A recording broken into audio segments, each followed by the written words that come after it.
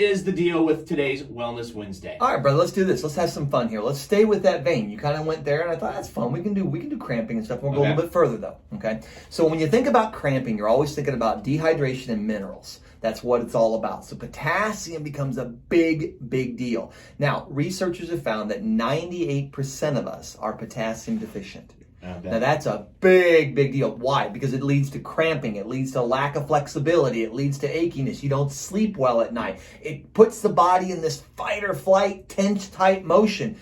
What if you could release all that and let it go? Well, first off, you got to know, do you even have it? Here's how you tell. You take your thumbs. You go at the bottom of your ears where those bones are. You slide around the skull until you get where your thumbs almost meet.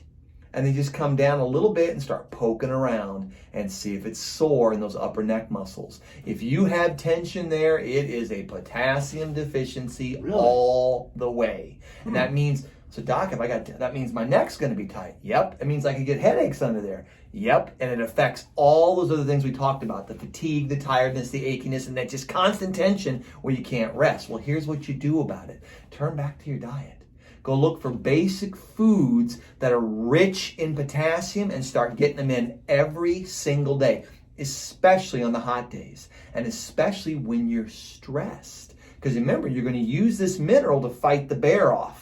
Well, if you run out of it, you don't fight so well and the body gets overwhelmed. So go through a few of the foods. Which ones do you know that are high in potassium? One right off the bat, bananas. So how many bananas do I need to eat a day? Well, there's the question. How much potassium's in there? And the bananas are good, but they're not the best. Oh, wow. There are several that are even better than bananas. But you could eat a banana or two a day and get some pretty good relief out of that thing. Avocados are incredibly high in potassium. Sweet potatoes are incredibly high in potassium. Watermelon has potassium in it. Salmon has potassium in it. Guys, so it's everywhere. Even coconut and coconut water has potassium in it. So it's all over your diet. You just got to know when to bring it in. And the key is the more stressed you are, the hotter you get, the more you sweat. Make sure you can start putting those guys back in there. And if you do that, great, great things will come from it. Now, here's the last little secret for you. When it comes to cramping, if you're cramping while you're running, if you're cramping while you're active, that tends to be a potassium deficiency.